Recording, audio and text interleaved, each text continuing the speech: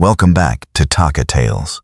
At 3:12 in the morning, a teenage gas station worker looked through a rain-covered window and watched her boss meet secretly with a man connected to multiple missing women investigations. Less than an hour later, she was hiding inside an employee bathroom, while someone stood outside the door waiting for her to come out. Why did her manager forbid employees from going near a storage shed behind the station? Who was the mysterious customer showing up at exactly the same time every night? And why did investigators later connect that property to the disappearance of another young woman? Stay until the end, because every clue, from anonymous notes to secret meetings in the rain, leads to a revelation that turned an ordinary night shift job into a nightmare Sarah still can't forget. Sarah was 19 years old when she took the job. She wasn't searching for a career, a future, or some grand opportunity. She simply needed money. Rent was due, her savings were disappearing fast, and jobs in her small Midwestern town were hard to come by. When she saw an opening for a night shift cashier at a truck stop off Highway 17, she applied without thinking twice. The pay was better than most places in town, and at that point, that was all that mattered. The truck stop sat on the outskirts of town, surrounded by miles of empty highway and open land. During the day, it looked ordinary enough. Travelers stopped for gas. Truck drivers grabbed coffee, and locals came in for snacks on their way home from work. There was always movement, always noise, always people coming and going. But when the sun disappeared, the entire place seemed to transform into something else. The highway grew quiet. The parking lot emptied. The constant flow of customers slowed to almost nothing. Beyond the glow of the gas pumps and the harsh fluorescent lights of the station, there was only darkness stretching endlessly in every direction. It was the kind of darkness that felt alive somehow, as if it were hiding things just beyond sight.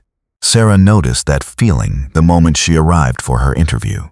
The manager, Rick, greeted her with a firm handshake and a polite smile. He appeared completely normal. He was in his late 40s, soft-spoken, and always wore the same faded company polo shirt. Throughout the interview, he barely showed any emotion. He simply asked a few routine questions, explained the responsibilities, and told her the night shifts could sometimes feel lonely. Nothing about him seemed suspicious. Nothing seemed unusual. At least, not until the interview was over. As Sarah stood up to leave, Rick suddenly stopped her. The expression on his face changed. For the first time during the entire interview, he looked serious. "There is one thing you need to remember," he said quietly. Sarah paused and waited. Rick slowly turned his head and looked toward the back window, overlooking the rear of the property. His eyes stayed fixed there for several seconds before he finally spoke again. "Never go behind the storage shed after dark." Sarah laughed, assuming it was some kind of joke. "Why?" she asked. Rick didn't smile. He simply stared at her. For a moment, the room felt strangely silent. Then he said, "Just trust me." That was it. No explanation, no story, no reason, just a warning. The answer felt odd, but Sarah pushed the feeling aside. She needed the paycheck more than she needed answers. So she accepted the job, shook Rick's hand, and left. At the time, she had no idea that those 6 words would become the most important warning she would ever receive. The first week passed quietly. Most nights were spent cleaning kufakanchis, stocking shelves, and helping truckers who stopped for fuel. The work was boring, but it wasn't difficult. Still, something about the station felt wrong. The property sat in a dead zone where cell service barely worked. Calls constantly dropped. Messages sometimes took hours to send. The nearest town was over 10 miles away. If something happened during the night, help wasn't exactly around the corner. Around 1 in the morning, Sarah often found herself standing alone behind the register, listening to the hum of fluorescent lights. The silence was unsettling. Sometimes she would look outside and feel as if someone was watching her. She couldn't explain why. Then small things started happening. One night while restocking drinks, she caught movement near pump 4. A shadow. A figure. Something standing just outside the circle of light. She looked up immediately. Nothing. Just rain. The next night it happened again. Then again. Always at the edge of the darkness. Always gone when she turned her head. She convinced herself it was exhaustion, until she found the note. It happened during her second week. Sarah opened the register drawer and found a folded piece of paper hidden underneath. At first, she assumed it was trash. Then she unfolded it. The note contained a single sentence. "You look beautiful under these lights." At the bottom was one letter. Sarah stared at it. The handwriting looked familiar. Very familiar. It looked exactly like Rick's. The next morning she showed him. Rick glanced at the note, smiled, then handed it back. Probably somebody messing around. That was it. No concern, no questions, no interest in finding out who left it. Sarah waited for more. Nothing came. Rick simply walked away. The entire interaction left her feeling uncomfortable, not because of what he said, but because of how little he seemed to care. The following week brought something new. A customer. At first, he seemed harmless. A tall man wearing a dark hoodie, quiet, reserved, always buying the same thing. One energy drink, nothing else. Then Sarah noticed a pattern. He always arrived around 2:30 a.m., never early, never late, every single night. And every visit became stranger than the last. The questions started small. "Working alone tonight?" Then, "You from around here?" Then, "Got anyone waiting for you at home?" The questions felt personal, too personal. Sarah answered politely at first. Eventually, she stopped answering altogether. The man didn't seem to care. He just stood there staring, watching, studying her. One night, he remained inside the store for nearly 15 minutes without speaking, just looking around, looking at her, then leaving. By the end of the week, Sarah dreaded seeing his truck pull into the lot. And yet, something even stranger was happening. Every night the man left shortly before Rick arrived for work. Every single time. The timing was perfect. Too perfect. A storm rolled through the area late one evening. Heavy rain hammered the roof. Thunder shook the windows. The parking lot looked completely deserted. Around 2:30 a.m., headlights appeared. The hooded customer. Right on schedule. But this time, he didn't come inside. Instead, he stood outside the glass doors, watching. Sarah immediately locked the entrance. Company policy didn't matter anymore. The man slowly approached the window. His breath fogged the glass. Then he raised a finger and wrote 4 words, "See you soon." Sarah's stomach dropped. The man smiled, then walked back into the darkness. When Rick arrived that morning, Sarah told him everything. His reaction surprised her. Again, he's probably lonely. Lonely? The explanation made no sense. Sarah expected concern. Instead, Rick seemed annoyed, almost irritated that she brought it up. That was the moment Sarah began wondering whether something connected the two men. She had no proof, just a feeling. But the feeling wouldn't go away. A few nights later, Sarah was counting cash after closing. The main lights had been switched off. Only emergency lighting remained. The store glowed with a dim red hue. Suddenly she heard a noise, a creak, coming from the back hallway. "Rick?" No answer. Sarah walked toward the sound, then froze. Someone stood motionless between 2 aisles, watching her.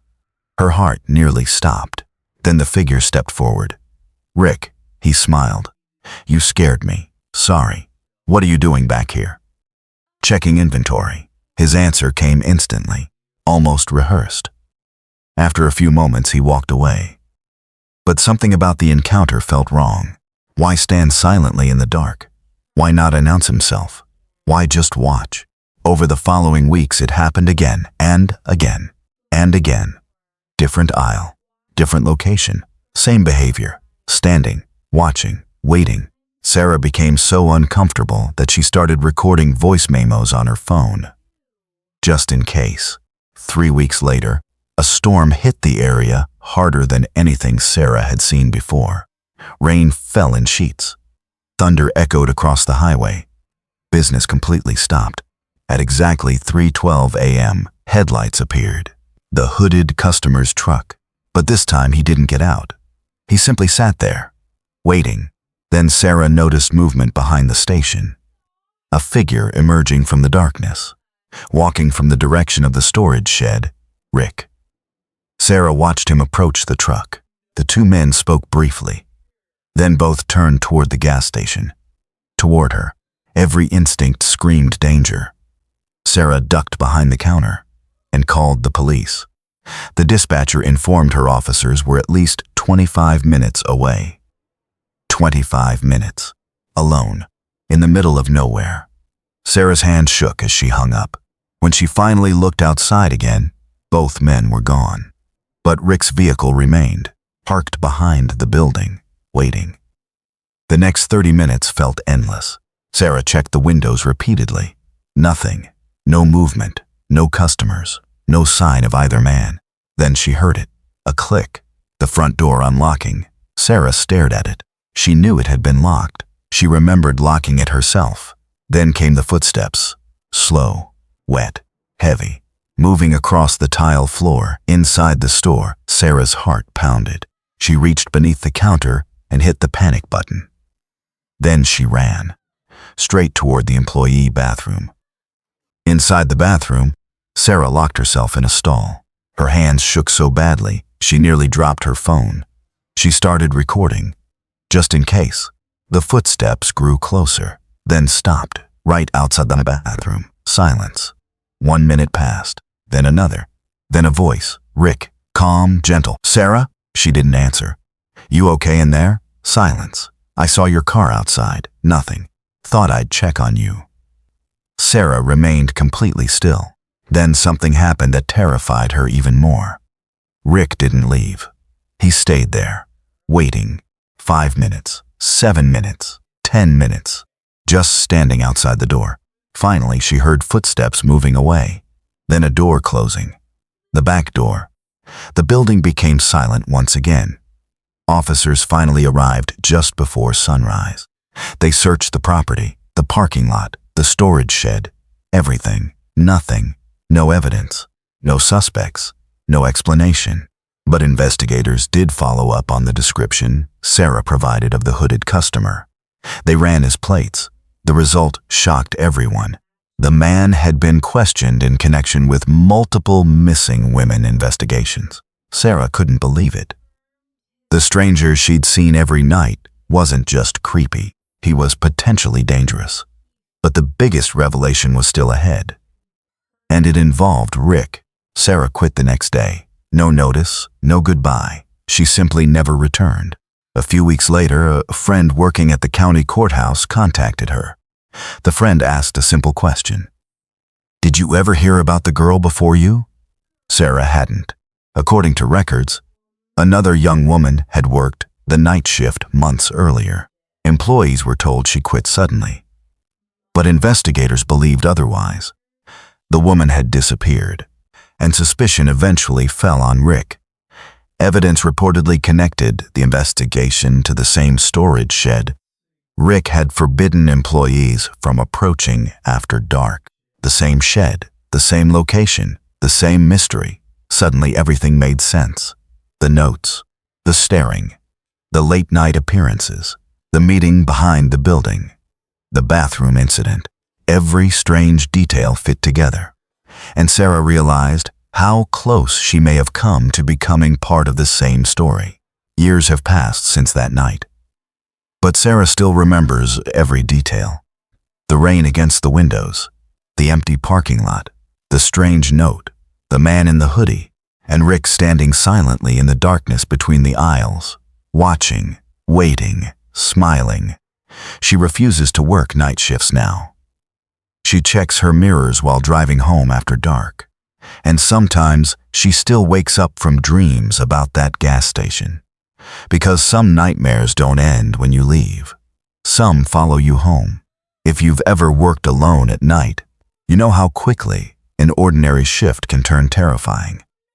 The most frightening part of Sarah's story wasn't the stranger outside. It was the possibility that the real danger had been inside the building all along. If you've had a creepy experience while working a late-night job, share it below. And remember, some shadows don't belong to strangers. Sometimes they already have the keys. This has been Taka Tales. Stay safe out there.